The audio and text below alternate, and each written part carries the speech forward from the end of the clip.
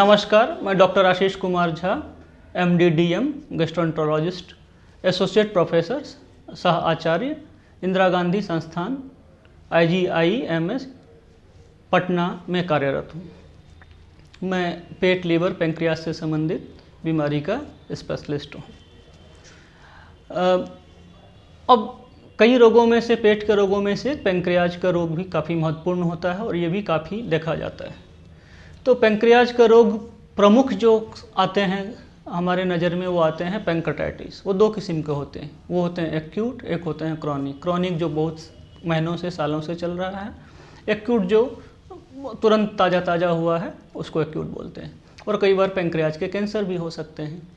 ये तीन बीमारियां जो हैं सबसे ज़्यादा मिलती हैं। इन सब में से सबसे ज़्यादा मिलती है एक्यूट पैंक्रेटाइटिस।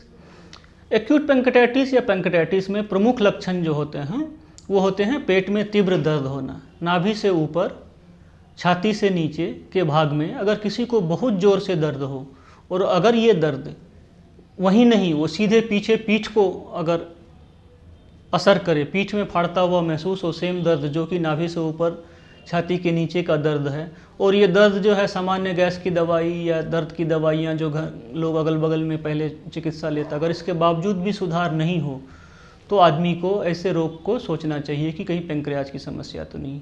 ये खास करके जब महत्वपूर्ण हो जाता है अगर कोई आदमी शराब पीने का आदी है। अभी भी हिंदुस्तान में 50 से आधे से ज़्यादा जो पैंक्रियाटिस के रोग होते हैं वो शराब पीने वालों में होते हैं। किसी किसी जगह तो, किसी किसी राज्य में तो हिंदुस्तान के 70% लोगों को शराब पीने की वजह से ही पैंक्रियाज में सूजन आती है। और इसमें प्रमुख सिम्टम होता है पेट में दर्द। हाँ, इसके अलावा उल्टी हो सकता है, पेट फूल सकता है, अचानक से पेट फूल सकता है, हवा छूटना रुक सकता है।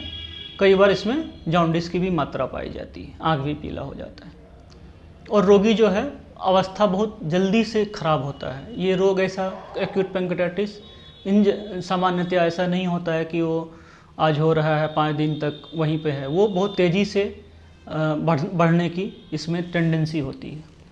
तो ऐसे लक्षण में आपको छोटे जगहों पे चिकित्सा इसका संभव नहीं होता है। निश्चित तौर से किसी अच्छे अस्पताल में ही इसका चिकित्सा, छोटे जगह में ये नहीं चिकित्सा होता है, क्योंकि इसमें चिकित्सा इंट्रावीनस इंजेक्शंस देने होते हैं। जैसे कि सिर्फ खाने वाली दवाई, टैबलेट से दवाई कंट्रोल नहीं होनी है कि आप कहीं भी दवाई लेके खा लें। आपको हॉस्पिटल में हॉस्पिटलाइज रहना पड़ेगा।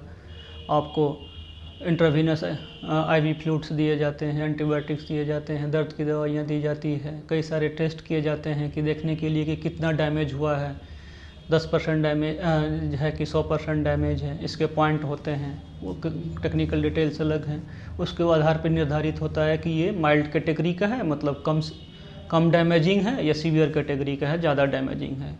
अगर कम कैटेगरी का रहता है, डैमेजिंग रहता है, तो 5 से 7 दिन तक चिकित्सा से मरीज ठीक हो जाता है। अगर सीरियस कैटेगरी का होता है ये, तो ऐसे अवस्था में रोगी को ठीक होने में महीने भर भी लग सकते हैं।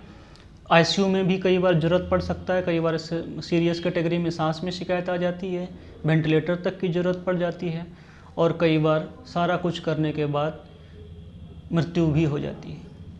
और इसके अलावा जब ये रोग ठीक भी हो जाता है, इसके बाद भी सीरियस कैटेगरी वाले जो पैंक्रेटाइटिस होते हैं उसमें कई सारे कॉम्प्लिकेशन कई महीने तक होने की संभावना बनी रहती है। तो इसलिए इनका स्पेशलिस्ट द्वारा ही चिकित्सा कराना उचित है। इसी प्रकार क्रॉनिक पैंक्रेटाइटिस होता है जिसमें बार बार दर्द होता रहता है। उसमें पैंक्रियाज में स्टोन बन जाता है, पैंक्रियाट का डक्ट रहता है वो स्ट्रक्चर बन जाता है, उसमें नैरो हो जाता है। तो वैसे रोग में खाने वाली दवाइयाँ भी दी जाती है। अगर उससे ठीक नहीं होता है तो एंडोस्कोपी के द्वारा स्टोन निकालने की चेष्टा की जाती है। अगर उसमें हम असफल रहते हैं तो ओपन सर्जरी द्वारा जो है पैंक्रियाज का ऑपरेशन किया जाता है। अगर किसी को क्रॉनिक हो गया, क्रॉनिक का मतलब लंबे समय तक अगर पैंक्रेटाइटिस हो गया, और अगर किसी को पैंक्रियाज का कैंसर हो गया तो उसका चिकित्सा तो कैंसर स्पेशलिस्ट द्वारा उसका एक अलग ही उसमें भी कंफर्म करके किया जा सकता है। ये तो पैंक्रियाज से संबंधित रोग के बारे में आपको मोटा मोटा हमने बताया है।